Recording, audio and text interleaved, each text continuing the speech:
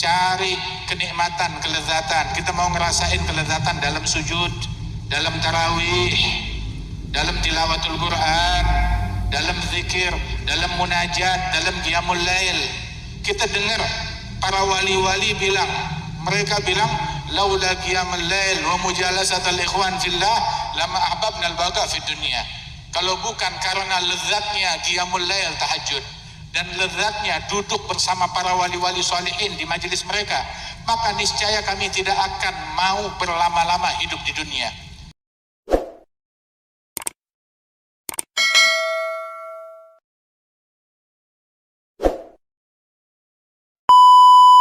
Al-Imam Muhammad bin Idris Asy-Syafi'i, kalau udah masuk bulan Ramadan tuh dia baca Quran, siang 1 kali khatam Quran, malam 1 kali khatam Quran.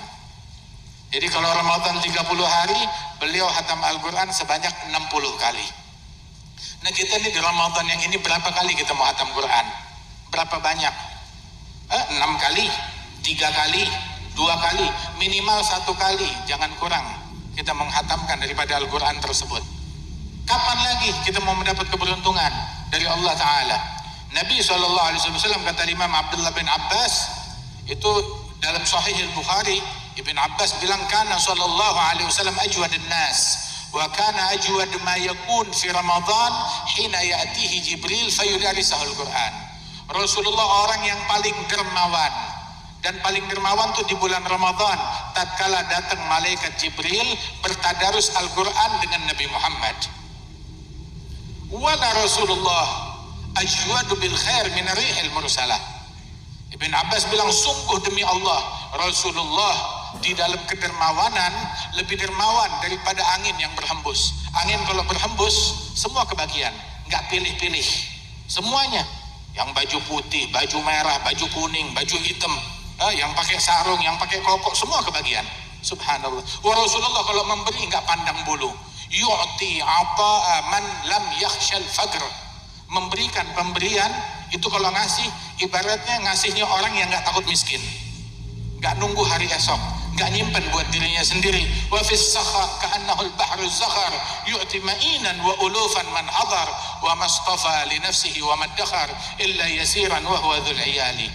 Ayo Ramadan mau datang, persiapkan diri kita, cari kenikmatan, kelezatan. Kita mau ngerasain kelezatan dalam sujud, dalam tarawih, dalam tilawatul Quran, dalam zikir, dalam munajat, dalam qiyamul lail.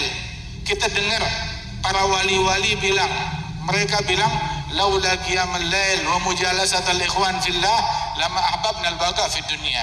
Kalau bukan karena lezatnya qiyamul lail, tahajud, dan lezatnya duduk bersama para wali-wali salihin di majelis mereka, maka niscaya kami tidak akan mau berlama-lama hidup di dunia.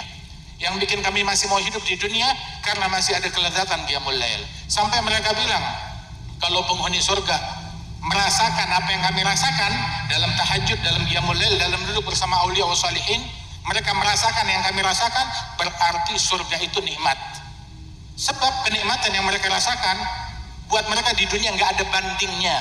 La tahta, wala kursi, wala harta, wala kenikmatan apapun nggak bisa disandingkan kenikmatan tersebut kecuali dengan kenikmatan surga. Subhanallah. Walidzalik, cari kelezatan tersebut. Ya ini momennya, ini masanya. Bersihkan diri kita dari dosa. Ada satu orang bertanya kepada gurunya, hal yajid halawatal ibadah man asallah? Orang kalau maksiat kepada Allah bisa gak merasakan manisnya ibadat?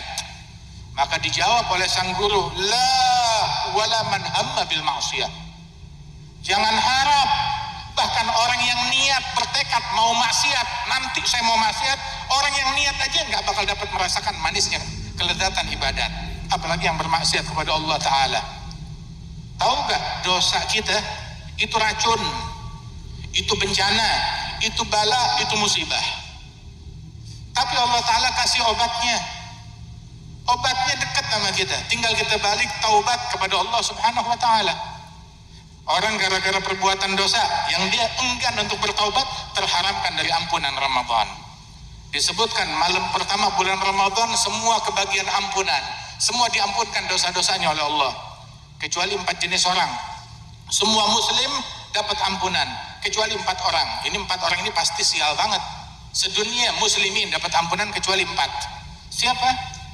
Itu al-aqli walidain, yang durhaka kepada ibu bapak. Qati' rahim, yang memutus silaturahmi. Kemudian mudminil khamar, pecandu minuman keras dan narkoba.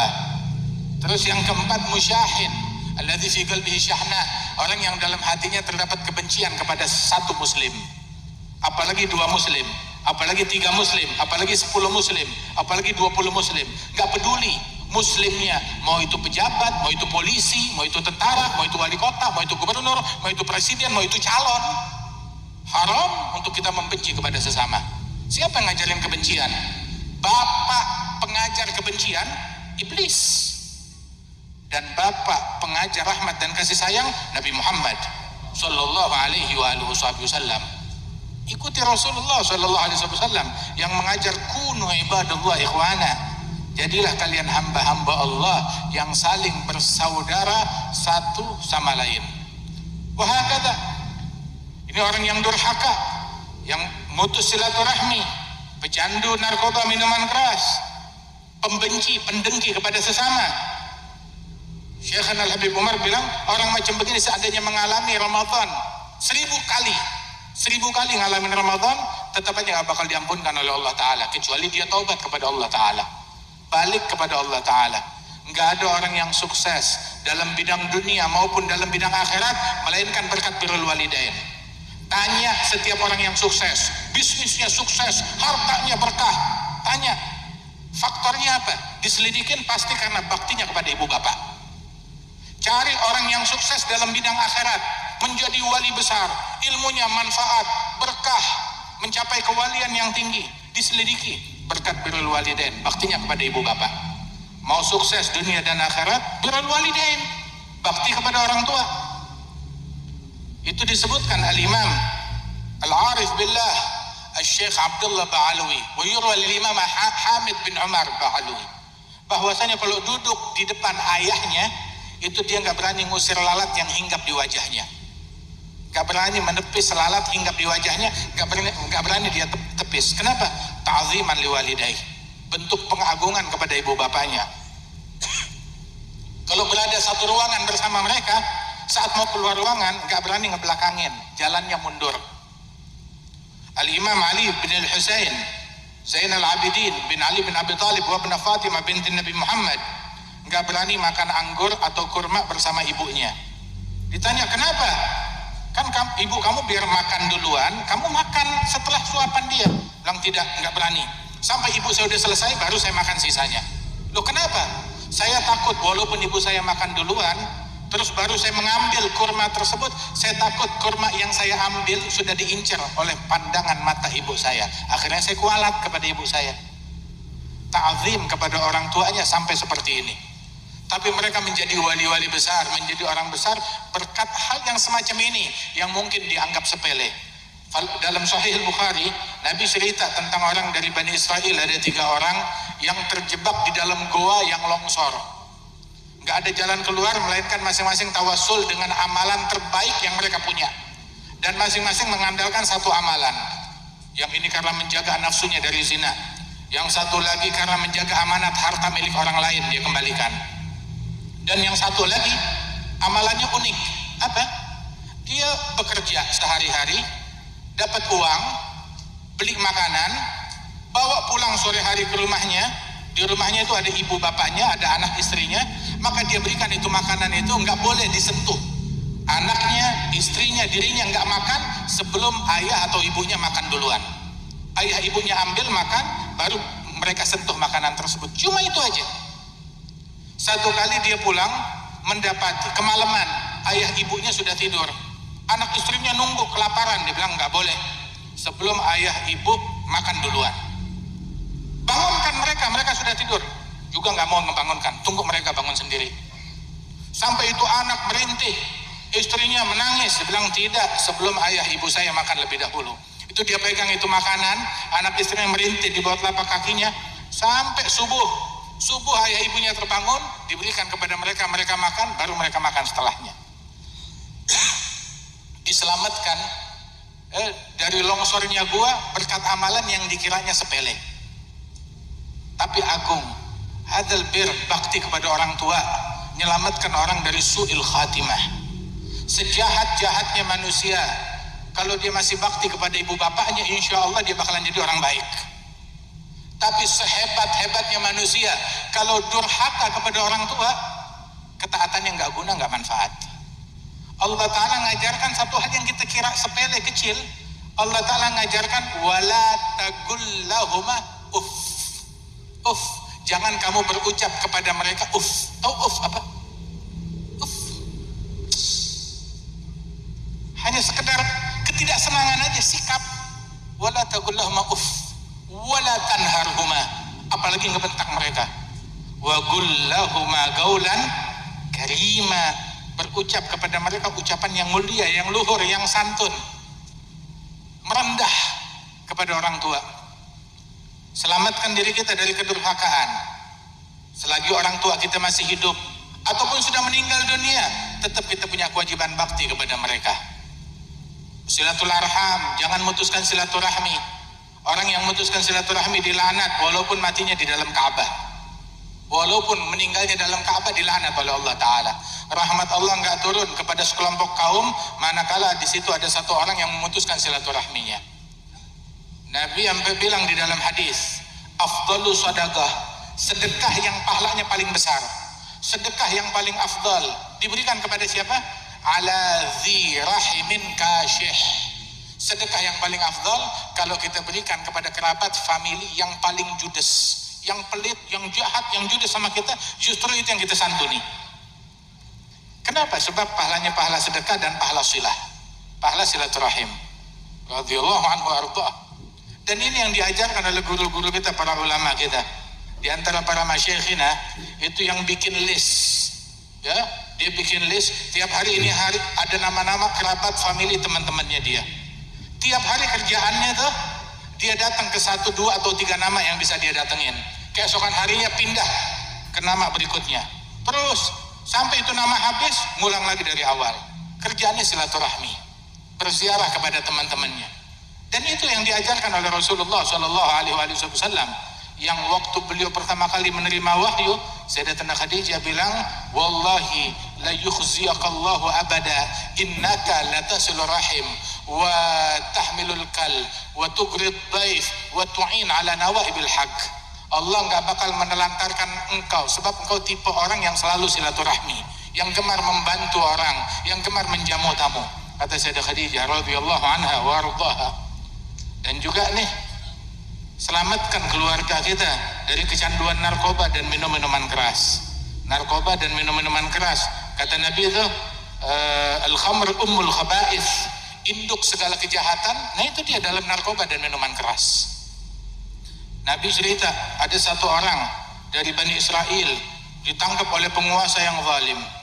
Kemudian itu penguasa bilang kepada dia, kalau kamu mau saya bebaskan dari eksekusi, dari hukuman, maka lakukan apa yang diminta. Salah satu dari 3 hal. Bunuh ini orang. Dipaksa untuk menistakan agamanya. Bunuh ini orang. Suruh bunuh anak kecil. Bunuh anak kecil. Dosa besar, saya nggak berani membunuh orang. Berzina, zina juga dosa besar, saya nggak berani. Atau minum minuman keras. Dia pikir minum minuman keras ringan. Baiklah, saya pilih yang ini saja. Yang penting saya selamat dari gangguan. Dia minum minuman keras, dia mabuk, anak kecil dibunuh, dan perempuan dizinai. 3-tiganya dia lakukan. Waliyadzubillah min dzalik. Ummul khaba'ith, induk segala kejahatan. Hati-hati, jangan sampai anak-anak kita menjadi pecandu narkoba. Mereka lahir dalam keadaan suci, dalam keadaan fitrah. Sucikan mereka, jaga kesucian mereka dengan kita berikan didikan yang baik. Ini bulan Ramadan, bulannya mereka untuk kita kembalikan kepada Allah Subhanahu wa Ta'ala, direhabilitasi, rehabilitasi dari kecanduan narkoba, rehabilitasi dari sifat yang buruk, dari perangai yang buruk. Ada lagi kecanduan yang lain. Tahu kecanduan apa? Kecanduan handphone, kecanduan medsos, kecanduan sama media sosial, kecanduan sama handphone. Nah itu juga kecanduan juga. Waliyadzubillah min dzalik. Musibah. Ta'al iqra'ul Quran, baca Al-Quran. Besok hari kiamat memberikan syafaat. Handphone nggak ngasih syafaat besok di hari kiamat. Kita meninggal dunia, kalau kita datang saatnya ajal kita meninggal dunia, kita mau meninggal lagi megang Quran atau lagi megang handphone? Lagi baca Al-Quran atau lagi buka medsos? Mau meninggal dalam keadaan bagaimana? Setiap pekerjaan, amalan yang kita ingin meninggal dalam keadaan tersebut, maka perbanyak dan lazimkan keadaan tersebut. Di bulan Ramadan ini yang sebentar lagi datang, persiapkan diri kita ini dengan kebersihan hati. Jangan dengki sama orang, jangan benci sama orang, jangan mau diadu domba, jangan mau diprovokasi. Sibukkan diri kita dengan ibadat, dengan zikir, dengan tarawih, dengan puasa. Jauhkan diri dari ghibah, dari namimah, dari berita-berita yang gak enak. Baca tuh berita Al-Quran, tutup semua berita, tutup semua medsos. Sibuklah dengan hal yang diridhai oleh Allah Jalla Jalaluhu wa Ta'ala ta'zamatuh. Cari pendekatan kepada Allah Subhanahu wa Ta'ala di dalam ketaatan, di dalam ketakwaan, di dalam istiqamah, di dalam salatul tarawih, dalam qiyamul lail, dalam salat witir, dalam tahajud kita, dalam saat-saat berbuka kita, dalam saat-saat sahur kita, dalam istighfar sebelum subuh, dalam amal ibadat wirid kita di pagi hari dan sore hari, dilipat gandakan. Jangan nanti datang masuk malam Lailatul Qadar yang lebih baik dari 1000 bulan. Masuk malam Lailatul Qadar mestinya datang saat kita lagi baca Al-Quran 1000 bulan, zikir 1000 bulan, sujud 1000 bulan. Jangan lagi medsos 1000 bulan, jangan lagi gosip 1000 bulan, jangan lagi nonton TV 1000 bulan, jangan lagi tawaf di mall 1000 bulan, jangan lagi durhaka 1000 bulan, jangan mutuskan silaturahmi 1000 bulan. Waliyadzubillah min dzalik, jangan mencaci, memaki, mengumpat 1000 bulan. Jadilah kita orang yang sujud 1000 bulan, zikir 1000 bulan, bakti orang tua 1000 bulan, silaturahmi 1000 bulan. Itu yang diajarkan oleh Rasul sallallahu alaihi wasallam. Ya mudah-mudahan Allah Ta'ala berikan berkah insyaallah kepada kita sekalian. Dijadikan Ramadan yang akan datang Ramadan yang paling berkah buat kita, Ramadan yang paling lezat buat kita, Ramadan di mana Allah Ta'ala hapuskan semua dosa-dosa kita, kesalahan kita dirubah menjadi kebaikan, dan Allah Ta'ala berikan taubatnya kepada kita sekalian. Diberikan kita afiat, kesehatan, panjang umur, bisa taat kepada Allah Subhanahu wa Ta'ala. Disempurnakan puasa kita, disempurnakan tarawih kita, disempurnakan khusyuknya kita, disempurnakan taqwa dan istiqamahnya kita kepada Allah Ta'ala. Dan guru-guru kita yang hadir tengah-tengah kita, para habaib kita, wabil khusus Al-Habib Syekh bin Abdul Qadir As-Segaf, dan segenap para ulama, para masyayikh dan tokoh masyarakat yang hadir di tengah-tengah kita, dari pemerintahan, dari kepolisian, dari Polda, dari Polres, Masya Allah, dan juga segenap dari TNI, dari masyarakat, dari ormas, lingkungan, warga setempat, semua yang hadir tengah-tengah kita.